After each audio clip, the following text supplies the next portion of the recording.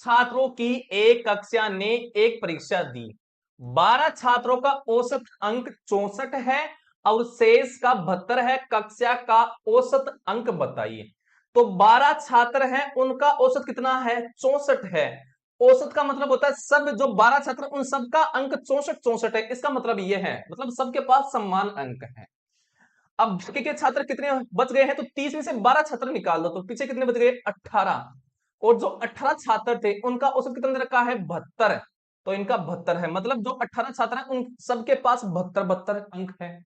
अब देखिए यहां पर जो 12 छात्र हैं वो उनके पास कितना है? 64 है। अब जो 18 है, इन 18 के पास कितना है? 72। तो यहां पर 64 से कितना ज्यादा है इनके पास? तो इनके पास है आपका 8 ज्यादा है। एक छात्र के पास 8 मान ज्यादा है। हमको सबको बराबर करना है ना। तो 18 के पास कितना ज्यादा हो जाएगा? तो इसको 18 से गुणा कर दो तो इतना ज्यादा होगा, है ना। अब देखिए इस 18 को हमने यहां पर कर लिया है गुणा, क्योंकि एक छात्र के पास 8 ज्यादा है और 18 कितने हैं? छात्र हैं। अब इस मान को हम क्या करेंगे? इन जो टोटल छात्र कितने हैं, ये है 30, इनमें बराबर रूप से बांट देंगे। जो आएगा उसको 64 में ऐड कर देंगे। तो 30 का भाग देंगे, क्योंकि 30 छात्र है ना, 30 में बांटना है बराबर रूप से। चलो तो अब हल कर लीजिए, हल कर लेते हैं इसको। तो इसमें भाग जा रहा है किसका? 30 में भाग जा रहा है 2 का 15 बार, और इसमें जा रहा है कितनी बार? 4 बार जा रहा है। अब देखिए इसमें 15 में 3 का भाग जा रहा है 5 बार, और इसमें जा रहा है 6 बार। 6 को 4 से गुना करेंगे तो 6 चौक 24 और बटे 5, और 5 का भाग दीजिए 24 में, तो 5 चौक 20 और ये 8 बार। 4.8 आएगा एक स्टूडेंट के पास। तो इस 4.8 को इस 64 में जोड़ दीजिए, 64 में जोड़ देंगे तो ये आ गया है 68.8 आ गया है। ठीक है, तो ऑप्शन नंबर कौन सा हो जाएगा? 3 हमारा। एक विक्रेता ने 1 रुपए में 10 चॉकलेट बेची, जिससे उसे 40% का लाभ हुआ। उसने 1 रुपए में कितनी चॉकलेट खरीदी? देखिए प्रारंभ में जो सीपी होता है, क्रय मूल्य होता है, वो अपने आप में 100 होता है, 100% होता है। अब जब उसको बेचा चॉकलेट को, तो उसको कितने का लाभ हुआ है? 40% का। तो कितने में बेचा होगा? तो मतलब विक्रय मूल्य कितना हो जाएगा? तो 100 में 40 जोड़ो, क्योंकि लाभ हो रहा है ना, तब जोड़ते हैं। तो 140, तो 140 में बेचा है। और 140 का मान हमें दे रखा है क्या? कि 1 रुपए में 10 चॉकलेट बेची है। तो रुपए को लिखेंगे ऊपर, तो यहां पर रुपए है 1, और कितनी वस्तु है उसको रखेंगे नीचे। इसका मान दिया है, तो 140 का मान दिया 1/10। हमें किसका मान निकालना है? इस 100 का मान निकालना। तो 100 बराबर कितना हो जाएगा? तो 100 बराबर हो जाएगा 1/10। जिसका मान दिया उसको रखेंगे नीचे, तो गुणा 140 को रखेंगे नीचे, क्योंकि इसका मान दिया है। और जिसका मान निकालना है उसको ऊपर गुणा करेंगे, तो 100 को ऊपर गुणा करेंगे। ठीक है, अब ऊपर हमें 1 लाना है, क्योंकि ऊपर देखिए रुपए ना, तो 1 रुपया करना है हमें कैसे भी करके, काट पीट करके। तो देखिए 1 जीरो से 1 जीरो, 1 जीरो से 1 जीरो। अब देखिए ऊपर 1 को 1 से गुणा करेंगे तो आ गया ना 1, 1 लाना था हमें 1। और नीचे कितना आ गया है? 14 को 1 से गुणा करेंगे तो आ गया है 14। तो ऊपर क्या है? रुपया। तो 1 रुपये में वो 14 क्या खरीदा था? चॉकलेट खरीदा था। ठीक है, तो 1 रुपए में 14 चॉकलेट। तो 14 कहां पर है? ये रहा। ऑप्शन नंबर 4 हमारा हो जाएगा आंसर। यदि 2 और 2 की पावर है x प्लस वाई बराबर 32, और 2 और 2 की पावर है x माइनस वाई बराबर 8 हो, तो x का मान ज्ञात कीजिए। तो हमें पहले तो दे रखा है 2 और x प्लस वाई। देखिए इस 32 को क्या लिख सकता हूं? देखिए 32 को ऐसे ऐसे लिख सकता हूं, यानी 32, 2 गुणा 2 गुणा 2 गुणा 2। अब देखिए इनको गुणा करो, 2 दूनी 4, 4 दूनी 8, 8 दूनी 16, 16 दूनी 32। तो इसको लिख सकता हूं क्या? 2 की घात, ये 2 कितनी बार है? 5। ये से लिख सकता हूं, तो इसके बराबर में लिख दूंगा 2 की घात 5 लिख दूंगा।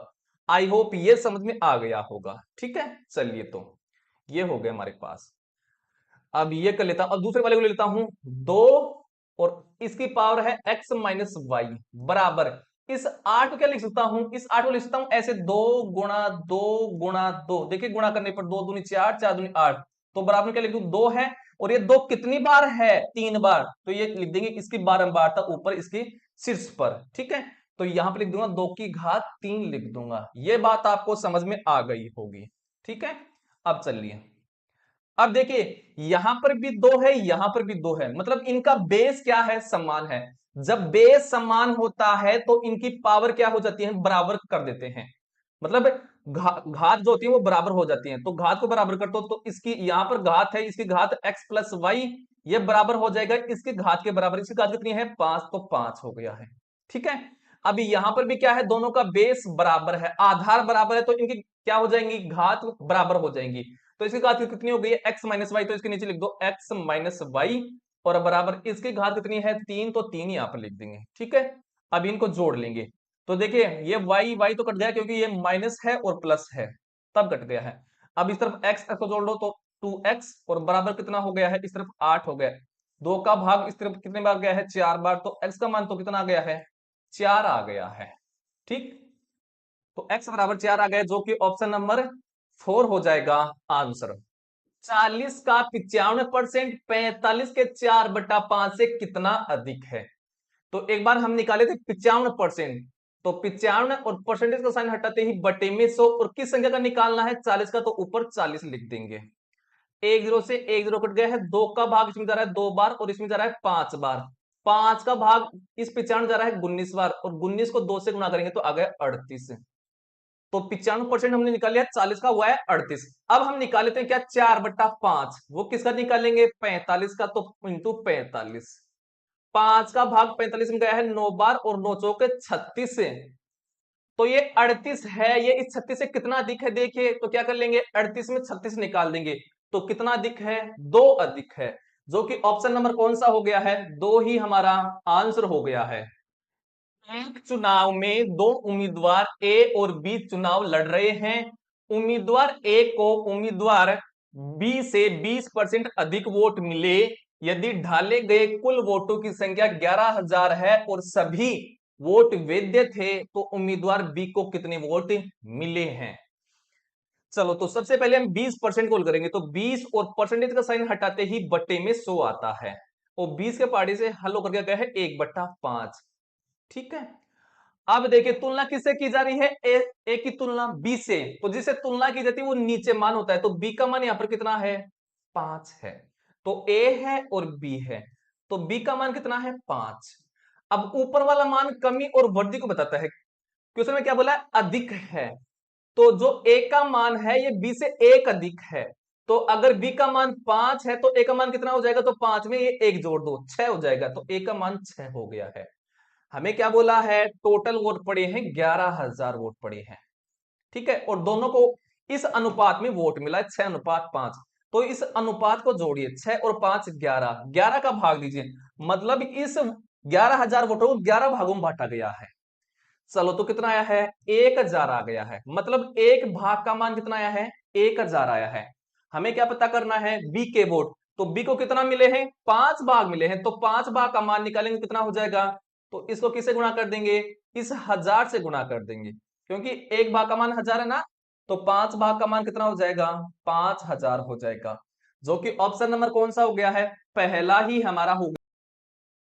वह सबसे छोटी संख्या ज्ञात कीजिए जिसे 25, 35 और 40 से विभाजित करने पर क्रम से 20, 30 और 35 शेष बचते हैं। देखिए, जब क्वेश्चन में बोले सबसे छोटी संख्या ज्ञात कीजिए, तो हमें दी हुई संख्याओं का पहले एलसीएम निकालना होता है। तो संख्या हमारे पास है 25 है, 35 है और 40 है, इनका एलसीएम निकालेंगे। चलो एलसीएम निकालते हैं, तो ऐसे लाइन खींचना है और हमें भाग देना केवल अभाज्य संख्याओं का। अभाज्य संख्या क्या होती है, जिसमें खुद का भाग जाता है और एक का ही भाग जाता है। तो सबसे पहले किसका भाग जा रहा है, 2 का भाग जाता है, तो 2 का दीजिए, तो इसमें तो नहीं जा रहा, तो ऐसा कैसा उतार दीजिए, जिसमें नहीं जाता उसको ऐसा कैसा उतारना है। 40 में जा रहा है 20 बार, तो ये लिख दिया है 20। अब 2 का जा रहा है फिर से 25 का ऐसा 35 ऐसा का ऐसा, और 20 में जा रहा है कितनी बार 10 बार, फिर से 2 का जा रहा है, तो 25 तो ऐसा का ऐसा, 35 भी ऐसा का ऐसा, और 10 में जा रहा है 5 बार। अब देखिए 5 का जा रहा है, देखिए इसमें 5 बार, इसमें 7 बार और इसमें 1 बार। अब 5 का जा रहा है फिर से, इसमें 1 बार, 7 में 7 ऐसा कैसा, और इसमें 1 बार। अब 7 का जा रहा है, ठीक है 7 का जा रहा है, तो 7 का दे लेंगे तो लास्ट में 1 1 आ जाएगा। जब लास्ट में 1 1 आ जाए हमें रुक जाना है, और इस तरफ वाली संख्याओं को हमें क्या करना है, गुणा करना है। जब इस तरफ वाली संख्याओं को हम गुणा करेंगे तो हमारे पास 1400 आ जाएगा। ये क्या आ गया है, एलसीएम आ गया है। अब हमें यह बोल रहा है कि विभाजित करने पर यह शेषफल होना चाहिए। अब देखिए ये जो 25 है, 35 है और 40 है, इसमें से माइनस करेंगे तो पहली संख्या में तो 20 माइनस करेंगे, दूसरी में करेंगे 30 और तीसरी में करेंगे 35। तो क्या आ गया है 5 5 आ गया सब में। अब यहां पर जो संख्या आती है इसको इस एलसीएम में से माइनस करेंगे तो 5 माइनस करेंगे तो कितना जाएगा 1395 आ जाएगा।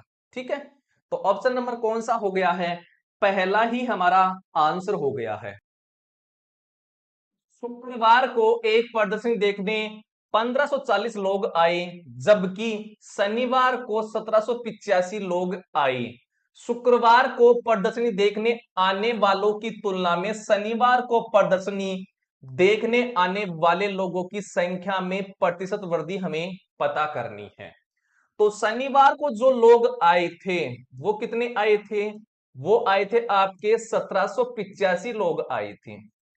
अब जो शुक्रवार है, शुक्रवार को कितने आए थे, तो शुक्रवार को आए थे आपके 1540 आए थे। ठीक है, तो शनिवार को शुक्रवार से कितना ज्यादा आए, तो 1785 में से 1540 निकालेंगे तो कितना आ जाएगा, यह आ जाएगा 245 लोग आए थे। और ये तुलना कर रहा है किससे, शुक्रवार से, कि शुक्रवार से कितना दिखाए, तो जिससे तुलना करता है उसको रखते हैं नीचे, तो 1540। और इसको प्रतिशत में हमें बदलना है। देखिए प्रतिशत में हमें आंसर पूछा यहां पर, किसी भी संख्या को प्रतिशत में बदलने के लिए ऊपर गुणा में 100 लगाते हैं। अब इसको हल कर लीजिए तो 10 से 10 कट गया है, 2 का भाग इसमें जा रहा कितनी बार, स्वतंत्र बार जा रहा है, और इसमें जा रहा कितनी बार, 5 बार जा रहा है। ठीक है, ये बात समझ में आ गई होगी। अब सुनिए, और कट रहा है क्या ये, और ये नहीं कट रहा है, तो अब इसको हल कर लो। 7 7 के पार्टिस कटना, ये 11 बार, और ये जा रहा है 7 21 और 7 पंजू 35। ये हो गया क्या, 55 25, 2 और 15 और 2 17 और बटे 11। अब भाग देंगे तो 11 एकम 11 और 11 5 55, 15 पॉइंट कुछ आएगा, देखिए है क्या, बिल्कुल है। तो 15 पॉइंट ये आ रहा है ना, और है नहीं, तो ऑप्शन नंबर पहला ही हमारा हो जाएगा। रिया ने एक वित्तीय संस्थान में 20% वार्षिक साधारण ब्याज दर पर 20 वर्षों के लिए 6,000 रुपए का निवेश किया। रिया को प्राप्त साधारण ब्याज रुपए में हमें बताना कितना है। तो साधारण ब्याज का सूत्र होता है एसआई, मतलब साधारण ब्याज बराबर पीआरटी और बटे में 100 होता है। पी यहां पर क्या है, प्रिंसिपल अर्थात मूलधन, आर है यहां पर रेट मतलब दर, और टी यहां पर है समय। तो एसआई जो है वो हमें निकालना है, साधारण ब्याज निकालना है। एसआई बराबर हो जाएगा, पी हमारे पास कितना है, मूलधन कितना रुपए पर ले रहा है वो, 6,000 रुपए पर, इंटू रेट कितनी है, दर कितनी है 20, और समय यहां पर है 20 वर्ष, और बट्टे में क्या लगा देंगे, 100 लगा देंगे। तो देखिए 1 0 से 1 0, 1 0 से 1 0, अब इनको गुणा कर लेंगे तो 6 दूनी 12 और 12 दूनी 24, मतलब 24,000 रुपए आ गया है उसका क्या, ब्याज आ गया, साधारण ब्याज, जो कि ऑप्शन नंबर 2 हो जाएगा आंसर। एक दुकानदार किसी वस्तु पर क्रय मूल्य से 30% अधिक मूल्य अंकित करता है और फिर 20% की छूट देता है। यदि विक्रय मूल्य 676 है तो क्रय मूल्य ज्ञात कीजिए। तो मैं मान लेता हूं कि वस्तु का जो क्रय मूल्य अर्थात जिसको बोलते हैं सीपी, उसको 100 मान लेता हूं। अब वो क्या बोल रहा है कि जो एमआरपी है वो क्रय मूल्य से 30% अधिक है, यानी अंकित मूल्य को बोलते हैं एमआरपी। तो एमआरपी कितनी हो जाएगी, क्रय मूल्य से 30% ज्यादा ना, तो इस 100 में 30 जोड़ दो तो 130 रुपया हो गया है। अब हम क्या निकाल रहे हैं, विक्रय मूल्य मतलब एसपी जिसको बोलते हैं। एसपी क्या है, वो इस एमआरपी पर 20% की छूट देता है। तो जो छूट दी जाती है उसको किस में माइनस करते हैं, 100 में से, तो 100 में से 20 माइनस करो तो 80% में बेचा होगा, तो 80% निकालेंगे किसका, इस 130 का। तो 80 और परसेंटेज का साइन हटा दी, बट्टे में 100 और इंटू किसका निकालना, 130 का, तो 130, 1 0 से 1 0, 1 0 से 1 0, 8 की 24 हो गया है, 2 और 8 और 2 10, ये हो गया है 10। ठीक है, ये बात समझ में आ गई होगी। अब हम क्या करें, हमें दे रखा है क्या, ये आ गया हमारे पास विक्रय मूल्य, यानी 104 है विक्रय मूल्य, और इसका मान हमें दे रखा क्वेश्चन में 676, तो 676 हमें क्या निकालना है, हमें निकालना है क्रय मूल्य। क्रय मूल्य कितना है 100, तो 100 का मान हम निकालेंगे तो 100 बराबर हो जाएगा 676 बटे जिसका मान रखा उसको रखो नीचे और जिसका निकालना होता उसको ऊपर गुणा कर देंगे। आई होप समझ में आ गया होगा। अब क्या कर लेंगे, देखिए इसमें 4 का भाग जा रहा कितनी बार 25 बार, और इसमें जा रहा कितनी बार 26 बार, और 26 का भाग जा रहा है 676 में कितनी बार 26 बार। 26 को 25 से गुणा करो तो 6 पंजू 30, लास्ट में जीरो आएगा, ये बात तो पता चल गई है, तो जीरो और ये 65 हो गया है, 650 आ गया है। तो उसका जो क्रय मूल्य आया है वो 650 है, जो कि ऑप्शन नंबर पहला ही हमारा। वार्षिक रूप से संयोजित चक्रवृद्धि ब्याज और 20% प्रति वर्ष की दर से 3 वर्षों के लिए साधारण ब्याज के बीच का अंतर 272 है। उधार दी गई मूल राशि क्या है, मतलब हमें मूलधन ज्ञात करना है।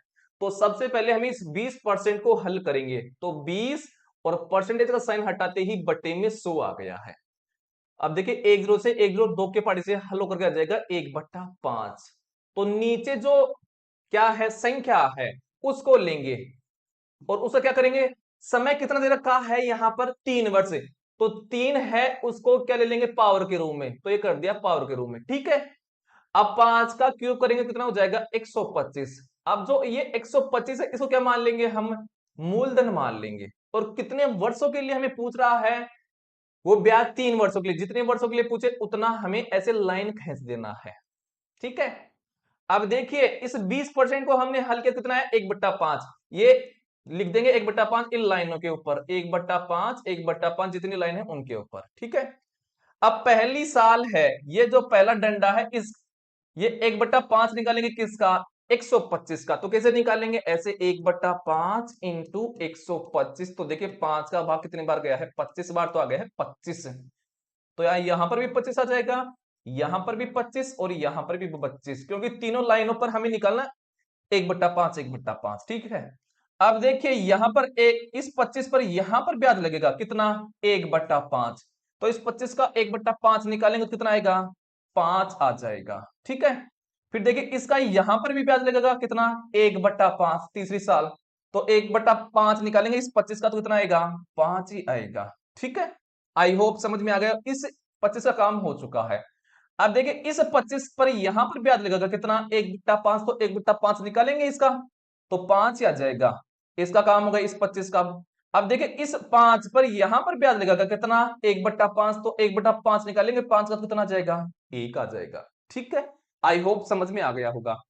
अब देखिए हमें दे रखा है क्वेश्चन में चक्रवृद्धि और ब्याज और साधन ब्याज का अंतर दे रखा है, तो जो पहली लाइन है इसमें ये होता है क्या चक आपका साधन ब्याज होता है, बाकी जो नीचे ये ब्याज है ये क्या है चक्रवर्ती ब्याज और साधन ब्याज का अंतर हो जाएगा, तो इसको जोड़ लो, तो 5 + 5 + 5 + 1 ये कितना हो गया है 15 और 1 16, तो ये अंतर आ गया चक्रवर्ती ब्याज और साधन ब्याज का अंतर 16 है, और 16 का मान हमें क्वेश्चन में दे रखा है अंतर 272।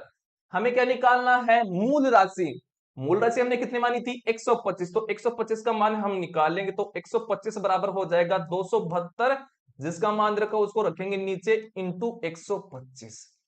ये बात आपको समझ में आ गई होगी।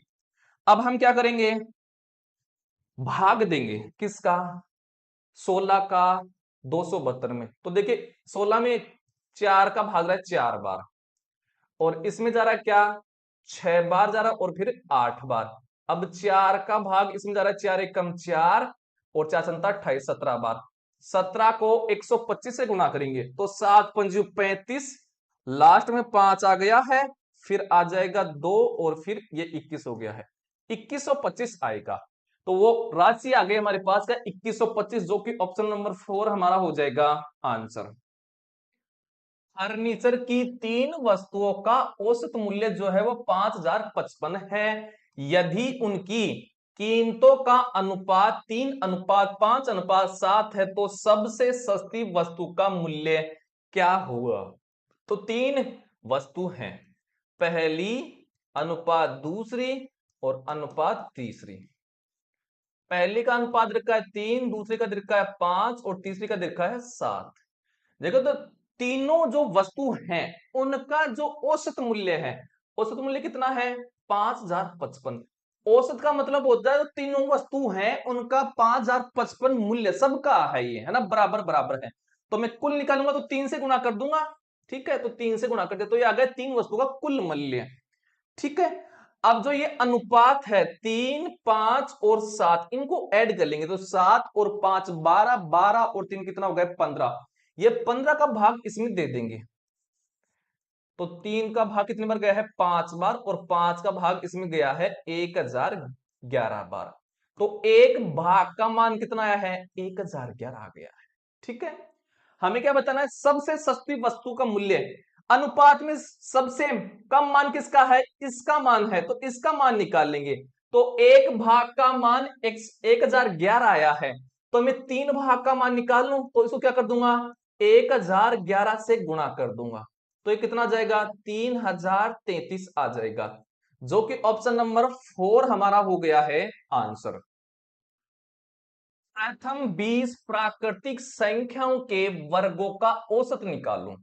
तो देखिए औसत बराबर क्या होता है, औसत कैसे निकालते हैं, तो औसत बराबर निकालते हैं संख्याओं का कुल योग, संख्याओं का संख्याओं का कुल योग बटे टोटल संख्या, कुल संख्या कितनी है उनका हम भाग देंगे। तो पहले हम क्या निकाले 1 से लेकर के और 20 तक की संख्याओं के वर्गों का योग निकालेंगे।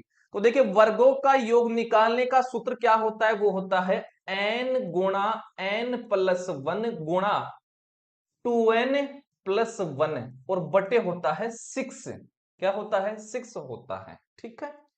देखिए n संख्या तो हम n संख्या का भाग देंगे औसत निकालने के, देख कुल संख्या का भाग n संख्या तो n का भाग दीजिए, तो औसत हमारे पास ये बन गया है, ठीक है। अब ये आ गया है, अब बचा हुआ है उसमें n का मान रख दीजिए, तो n का मान कहां तक पूछा है 20 है यहाँ पर लास्ट, तो 20 रख दीजिए।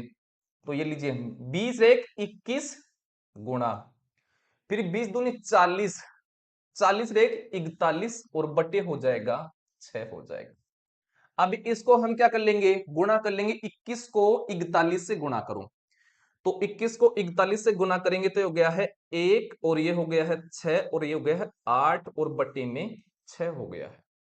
अब भाग दे लीजिए, तो 1 बार 4 बार 3 बार और 5 बार 143.5 आएगा, जो कि ऑप्शन नंबर पहला ही हमारा क्या हो गया है आंसर हो गया है।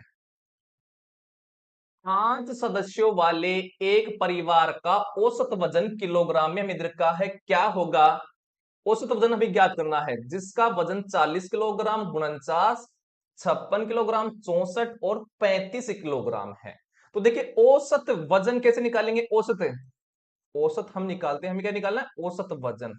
तो औसत वजन बराबर क्या होगा कुल वजन, क्या कुल वजन सदस्यों का कुल वजन बटे भाग किसका देंगे कुल सदस्यों की संख्या, कुल सदस्य कितने हैं सदस्य। चलिए तो कुल वजन ज्ञात करें, तो 40 प्लस 49 प्लस 56 और प्लस 64 और प्लस 35 करेंगे, और ये कितने कैंडिडेट हैं टोटल 5 सदस्य हैं, तो 5 का हम भाग देंगे। अब इनको हम क्या कर लेंगे ऐड कर लेंगे, तो ये 4 हो गया है, फिर ये 24 हो गया है, 244 है और बटे में 5। अब 5 का भाग देंगे, तो ये हो गया 5 चौक 20 और 5 अंटा 40 और ये फिर हो गया 5 अंटा 40, ये आएगा 48.8 आएगा, जो कि ऑप्शन नंबर 3 हमारा हो गया है। मंगलवार को एक प्रदर्शनी देखने 1540 लोग आए, जबकि बुधवार को 1680 लोग आए। मंगलवार को प्रदर्शनी देखने आने वाले लोगों की तुलना में बुधवार को प्रदर्शनी देखने आने वाले लोगों की संख्या में प्रतिशत वृद्धि बताना है हमें, ठीक है। चलिए तो बुधवार को कितने व्यक्ति आए पहली बात, तो बुधवार को आए थे 1680 लोग आए थे, और मंगलवार को कितने आए थे, तो मंगलवार मंगलवार को आए थे आपके 1540। तो बुधवार को कितना अधिक आई मंगलवार से, तो क्या कर लेंगे 1680 में 1540 माइनस कर लेंगे, तो माइनस करिए, तो ये हो गया 140 ज्यादा है। और ये तुलना किससे कर रहा है? ये तुलना कर रहा है किससे? मंगलवार से। तो नीचे रखेंगे 1540 को, और इसको प्रतिशत में बदलना है। किसी भी संख्या को प्रतिशत में बदलने के लिए ऊपर गुणा में 100 लगाते हैं, तो ऊपर गुणा में 100 लगा देंगे। ठीक है, अब इसको हल कर लीजिए। तो देखिए, एक जीरो से एक जीरो कट गया है। इसमें 7 का भाग जा रहा है 2 बार, और इसमें 7 का भाग जा रहा है कितनी बार? 22 बार। अब 2 का भाग इसमें जा रहा है 11 बार। अब ऊपर आ गया है 100 और नीचे आ गया है 11। अब कितनी बार गए हैं? 9 बार। मतलब 9 पॉइंट कुछ आएगा, आपको देखना है कि ऑप्शन में है क्या। तो 9.33, 9.99, तो पूरा ही देना पड़ेगा। पॉइंट, फिर जीरो, अब फिर आएगा 9.0। आ रहा है कुछ? ये बिल्कुल ये आ रहा है, तो ये हो जाएगा हमारा आंसर 9.09%। इतना क्या है प्रतिशत की? एक कार की मूल कीमत जो है वो 6 लाख रुपए है। पहले वर्ष के अंत में कार का मूल्य 25% कम हो जाता है, और उसके बाद हर साल 30% कम हो जाता है। 4 वर्ष बाद मूल्य ज्ञात कीजिए कार का। तो प्रारंभिक मूल्य कितना था कार का? 6 लाख रुपए था, तो 6 लाख लिख दीजिए एक बार। ठीक है, अब क्या हुआ? पहली साल 25% कम हो गया है। तो जो कम होता है ना, कम होता है वो ज्यादा होता है, उसको 100 में से जोड़ते हैं या घटाते हैं। तो कम हो रहा है मूल्य, तो 100 में से 25 निकालो तो कितना है? 75%। तो इस 6 लाख का 75% निकालेंगे, तो 75 और परसेंटेज का साइन हटाते ही बटे में 100। ये पहली साल का हो गया है। फिर आगे जो 3 साल है उसमें 30% की कमी हो रही है। तो जो भी कमी होती है उसको 100 में से माइनस करेंगे, तो 100 में से 30 माइनस करो तो 70% निकालेंगे। और 3 साल तक का करना है, तो 3 बार करना है, तो 70 और परसेंटेज का साइन हटाते ही बटे में 100। पहली साल का तो ये हो गया, 3 साल तक करना में, तो 70 बटे में 100, और फिर ये 70 बटे में 100। ठीक है, इस प्रकार से ये हो गया, क्या हो गया है। अब लास्ट इसको हम हल कर लेंगे, तो इसका लास्ट में मूल्य आ जाएगा गठा हुआ। चलो हल करो। तो 2 जीरो से तो 2 जीरो कट गया है, ये 2 जीरो से ये 2 जीरो कट गया है। ठीक है, मैंने कितना बिंदु लगा दिया है? यहाँ पर 6 लगा दिया है। तो एक बिंदु को हम क्या कर देते हैं? यहाँ पर गठा देते हैं। ये लीजिए एक बिंदु, क्योंकि मैंने ज्यादा बिंदु लिख दी है। ये हो गया है, और एक जीरो से ये एक जीरो कट गया है। अब बाकी का ये एक जीरो से एक जीरो, एक जीरो से एक जीरो, और एक जीरो से एक जीरो कट गया है। ठीक है, चलिए। तो ये 6 गुणा 75 और 7 का क्यूब कर दीजिए। इन 7 को गुणा करेंगे कितना हो जाएगा? 343 हो जाएगा। ये बात समझ में आ गई होगी। अब इसका पहला डिजिट लीजिए, और इसका पहला डिजिट, और इसका पहला डिजिट, इनको गुणा करिए। तो 6 पंजू 30, और जीरो को फिर 3 से गुणा करेंगे तो लास्ट में जीरो आएगा। मतलब इनको गुणा करने पर जो लास्ट में जो संख्या आएगी, उसके लास्ट में जीरो आएगा। ऑप्शन में देखिए जीरो कहां पर है, किस संख्या के लास्ट में है? तो देखिए यहां पर है। तो ऑप्शन नंबर पहला ही हमारा क्या हो जाएगा? आंसर हो जाएगा। ठीक है, गुणा करने की जरूरत है। वह सबसे बड़ी संख्या ज्ञात कीजिए जो 149, 185 और 271 को विभाजित करने पर क्रमशः 13, 15 और 16 शेष रहे। देखिए, जब इस प्रकार का क्वेश्चन आता है और बोलता है सबसे बड़ी संख्या निकालो, तो आपको दी हुई जो संख्या है, हमें संख्या दे रखी है 149, 185 और 271, ये हमें दे रखी है। इनमें से माइनस करेंगे, क्या ये शेष रहा है जो, तो पहली में से 13 माइनस करेंगे, और दूसरी में 15, और तीसरे में 16, ऐसे करेंगे। तो 149 में से हम 13 निकालेंगे। ठीक है, तो ये कितना हो गया है? 136 हो गया है। फिर 185 में 15 निकालेंगे तो हो गया 170, और 271 में 16 निकालेंगे तो हो गया है 255। ठीक है, पहला काम आपको ये करना है।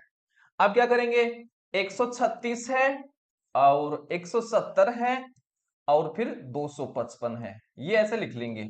अब पहली इन दो संख्या में कितने का अंतर है? मतलब 170 में 136 निकालो तो कितना है? 34। ठीक, अब फिर 170 और 255 में अंतर निकालेंगे, तो 255 में 170 निकालो तो कितना है? 85। कितना है? 85। अब देखिए 34 और 85 इन दोनों संख्या में किसका भाग जा रहा है? 17 का भाग जा रहा है। मतलब इनका एसियर क्या हो जाएगा? 17। मतलब जो संख्या कॉमन आएगी या तो वो होगा या फिर उसका मल्टीपल होगा। तो देखिए 17 है क्या ऑप्शन में? बिल्कुल है। तो 17 ही हमारा क्या हो जाएगा? राइट आंसर हो जाएगा। यदि किसी धनराशि पर 4 वर्षों का साधारण ब्याज 1200 रुपए है तथा ब्याज दर 5% वार्षिक है, तो मूलधन ज्ञात कीजिए। तो देखिए साधारण ब्याज का सूत्र क्या होता है, वो होता है SI बराबर PRT और बटे में 100 होता है। ऐसा ही बोलते हैं साधारण ब्याज। P यहाँ पर है मूलधन और R है यहाँ पर रेट मतलब दर, और T यहाँ पर है समय। तो साधारण ब्याज हमें क्या किया हुआ है, दिया हुआ है कितना 1200, मतलब ऐसा ही 1200 है, तो 1200 बराबर P हमें निकालना है, मतलब मूलधन हमें निकालना है, इनटू रेट दर हमें दे रखी है 5%, तो 5 और टाइम हमारे पास है 4, तो 4 और बटे में 100 हो जाएगा। ठीक है, अब इसको हम क्या कर लेंगे, हल कर लेंगे। चलिए तो हल कर लीजिए। तो ये चला गया है 4 का भाग 25 बार, और ये 5 का भाग 25 में गया है 5 बार। ये 5 इस तरफ 1200 से गुणा हो जाएगा, तो 1200 को 5 से गुणा करें कितना हो जाएगा, 12 5 60, मतलब ये आ गया है 6000। अर्थात P अर्थात जो मूलधन है वो कितना है, 6000 है, जो कि ऑप्शन नंबर 4 हमारा हो जाएगा आंसर। यदि दो संख्याओं का एलसीएम और एचसीएफ क्रमशः 315 और 15 है और एक संख्या 105 है, तो दूसरी संख्या क्या है। देखिए आपको एक सूत्र पता होगा कि एलसीएम और एल एचसीएफ, एलसीएम और एचसीएफ का जो गुणनफल होता है वो पहली संख्या और दूसरी संख्या के गुणनफल के बराबर होता है। हमें क्या दे रखा है, एलसीएम दे रखा है 315, तो 315 गुणा एचसीएफ हमें दे रखा है 15 और बराबर पहली संख्या हमें दे रखी कितनी 105 इंटू दूसरी संख्या हमें निकालनी है। ठीक है, चलिए तो 15 का भाग रहा है 105 में कितनी बार, 7 बार, और 7 का भाग 315 में जा रहा है कितनी बार, देखिए 7 चौक 28 और 7 पंजू 35, 45 बार। तो 45 आ गए हमारे पास क्या, दूसरी संख्या। तो दूसरी संख्या क्या है, 45 है, जो कि ऑप्शन नंबर 3 हमारा हो गया है